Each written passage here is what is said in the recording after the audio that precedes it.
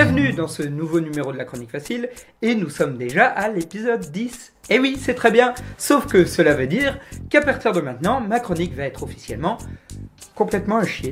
Bah oui, dès qu'une émission, un magazine, une série télé, une bande dessinée ou quoi que ce soit dépasse l'épisode 10, on trouve toujours un certain nombre de petits cons sur le net pour dire que bah oui, mais c'était quand même mieux avant. Alors pourquoi s'en formaliser? Ça existait depuis toujours et ça existera pour toujours. Je pense que de plus mon émission vient de dépasser aux alentours des 1 an, autant vous dire que vu la longévité de YouTube, c'est plutôt une vieille merde. On va plutôt s'en réjouir, l'occasion pour moi de revenir dans les décors de la première émission.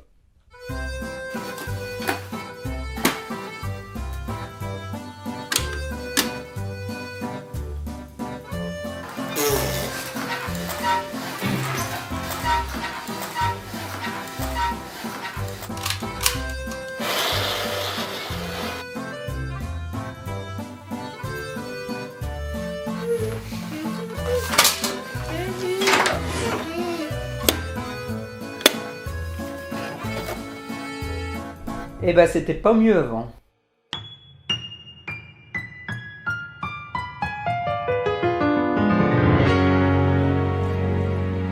Avant est un adverbe qui marque l'antériorité. Ce qui se passe avant se trouve dans un passé plus ou moins lointain par rapport à un événement donné. On va donc partir de cette remarque que je lis des fois sur le net qui dit que les mèmes c'était mieux avant, en se posant la question de quel avant en particulier. Ainsi, on peut se dire qu'avant, c'était avant que ça devienne ringard, alors que les sites du style 9gag ou Reddit n'avaient pas vulgarisé la forme des mèmes. C'était au début des années 2010, lorsque Know Your Meme traitait seulement des mèmes, la pleine époque des Rage Comics, des Advice Animals, de Zalgo, du Trollolo. Maintenant, on colle juste les dernières 4 phrases de série, les paroles de chansons à la mode, et les derniers mangas qui font parler d'eux, et on dit que c'est des mèmes. Le savais-tu pas? Afin d'amener des tonnes de figurants à poser dans l'épisode 1, Mad Dog a fait croire aux gens dans la rue qu'une séance de dédicace du youtubeur Antoine Daniel allait avoir lieu. Cela a très bien fonctionné, et c'est pour ça qu'ils ont l'air très déçus. On peut se dire aussi que avant, c'est le moment où 4chan a débuté, il y a environ 10 ans, lorsque la mode des mèmes a commencé à se déclencher et où on a appelé ça des mèmes internet. Mais si, j'en avais parlé dans l'épisode 6, j'étais quasiment dans le même décor d'ailleurs. Avant, c'était au milieu des années 2000, lorsque les mèmes restaient sur 4chan et que ça ne faisait rire que les initiés. On s'envoyait du déçu, du lolwood, les blagues sur Pédobert étaient vraiment immondes, et on était les témoins privilégiés de l'essor d'Anonymous. Maintenant, Anonymous il défend tout et son contraire. Les gens utilisent les Rage Comics n'importe comment, et on trouve des gens déguisés en Pédobert, y compris dans les conventions de manga les plus insignifiantes. Le savais-tu pas? Noruda habite en Paris. Il était difficile de lui faire enregistrer l'émission sur les mèmes avec Mad Dog. Fort heureusement, grâce à la magie des fonds verts, l'illusion fut complète. Et me voici dans les décors de la chronique numéro... Ah non, en fait, ça, c'est pas les décors de ma chronique. Me voilà dans un décor un petit peu plus habituel, et je me dis qu'on peut pousser la réflexion encore plus loin. Après tout, ce n'est pas parce qu'une chose n'a pas de nom qu'elle n'existe pas. Pour vous donner un exemple, il y avait des films où l'on voyait des cow-boys qui tuaient des Indiens, avant qu'on appelle ça des westerns. C'est peut-être un petit peu la même chose pour les mèmes. La première utilisation du terme de mème internet date de l'invention du point Godwin, lorsqu'une blague énoncée par Mike Godwin a été transformée en une sorte de loi ou de constat général d'internet. Et si c'était ce moment où internet a débuté, celle des pionniers qui ont posé les bases d'internet et de son humour, la loi de Godwin, les premiers smileys, les tics de langage des premiers chats, etc. etc. À l'époque, on possédait vraiment internet et tout partait vraiment des gens. Maintenant, les phénomènes de mode sont à moitié lancés par des campagnes marketing venues par des community managers et des tonnes de publicitaires, et on n'avait pas besoin de toutes ces merdes. Le savais-tu pas? Quelques commentateurs sur YouTube se sont plaints que Mad Dog ose critiquer les cadeaux de ses proches. Nous vous rassurons, le dessin d'enfant n'était pas vraiment un cadeau de Noël, mais fut volé dans le sac à dos d'une fillette de 5 ans à la sortie de son école. Et puis, si on allait encore plus loin en arrière, après tout, on pourrait même théoriser l'idée qu'il y a eu des mèmes internet avant internet. La blague du 1er avril 2013 de Neuer Meme consistait à donner une liste de mèmes existant avant Internet. Or, si l'idée part d'un gag, elle n'est pas stupide en soi. Les choses se sont communiquées de façon virale avant qu'Internet n'existe. Ainsi, prenons l'ancêtre de l'ordinateur. Si c'est la calculatrice, alors le fameux jeu consistant à faire une formule mathématique qui permette d'afficher le mot soleil, boops ou elle baise est au final l'ancêtre du mème. On peut même faire mieux. De simples murs ont servi de relais à ces fameux mèmes pré-internet.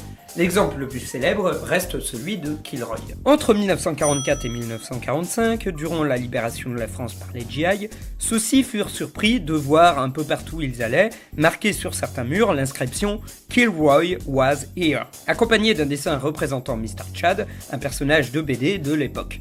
Alors que la blague venait d'un vrai soldat, James G. Kilroy, de nombreux autres soldats s'étaient amusés à reprendre le graffiti. Et cette tradition perdura longtemps après la guerre, voire même dans certains dessins animés. Mais ce n'est pas le seul signe que les murs ont porté. Ainsi, le symbole des 3 lièvres, dans lequel on peut voir 3 de ces rongeurs reliés par leurs oreilles, s'est retrouvé sur des bâtiments aussi bien européens qu'asiatiques, et ce depuis le 1er siècle après Jésus-Christ. Et ce symbole ne signifie jamais la même chose selon les époques et selon les lieux, voire même il n'a jamais rien signifié du tout, sinon que c'était joli à voir.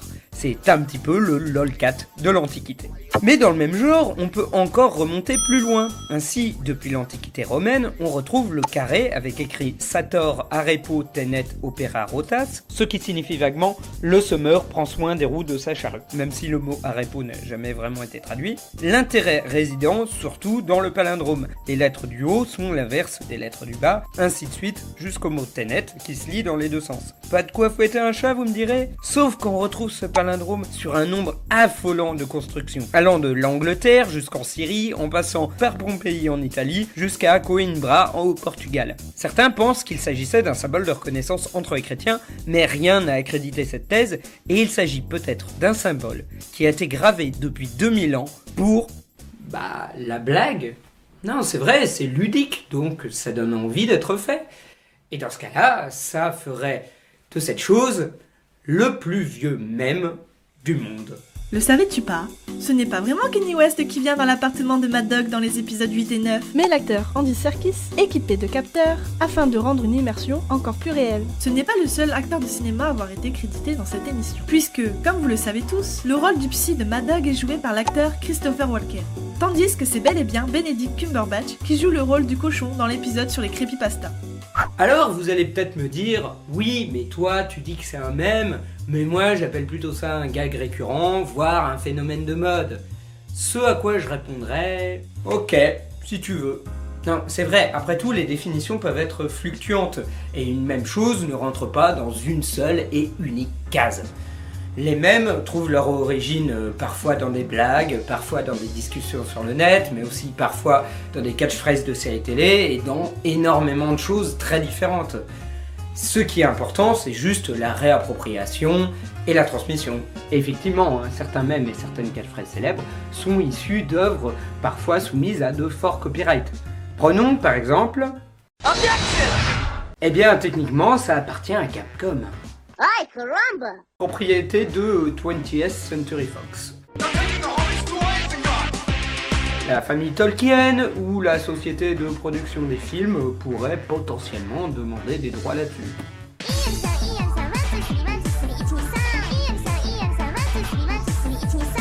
Propriété de... Ça vient d'où déjà ça? Alors... Tohu Project.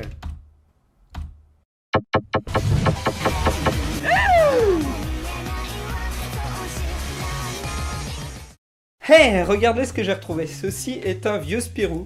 Et dans les vieux Spirou, à la fin, ce que j'ai trouvé rigolo, c'est qu'on trouvait des pubs pour le journal de Spirou. Un peu comme si moi, je finissais mes vidéos en vous parlant de ma chaîne YouTube et du blog de la Chronique Facile. Donc n'hésitez pas, les liens sont dans la description.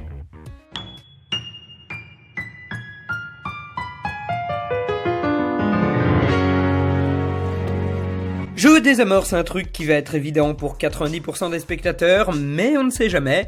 Tous les le savais-tu pas sont Bidon. Le groupe de personnes de l'épisode 1 est issu de mon court-métrage Comme une quille dans un jeu de chien auquel j'avais demandé de faire ce petit caméo. Noruda et moi nous sommes vraiment rencontrés sur Paris. Les cadeaux sont en réalité des objets de mon appart et le dessin, je l'ai fait moi-même en gribouillant sur une feuille. Toi-même tu peux faire chez toi aussi. Kanye West est représenté par un gif animé tout pourri, le cochon est joué par Johnny, un copain à moi, et le psy est juste une guitare avec un manteau dessus. Ouais, quand on n'a pas le pognon, on n'a pas le pognon. Au sujet de la vidéo, de nombreuses choses que vous connaissez tous ont des origines virales. Par exemple, personne ne sait vraiment qui a inventé le mot abracadabra, mais son utilisation est attestée depuis l'Antiquité, et vous-même, vous avez sûrement utilisé cette formule. Le jeu de pierre-feuille-ciseaux est aussi un bon exemple. On y a tous joué, partout sur la planète, mais personne n'est foutu de vous dire quand, ni où il a été inventé. On sait vaguement que c'est peut-être chinois. Son nom change d'un lieu à un autre et il existe des tonnes de variantes. Bref, le sujet est assez profond et je me repencherai peut-être sur ces mêmes pré-internet à l'occasion.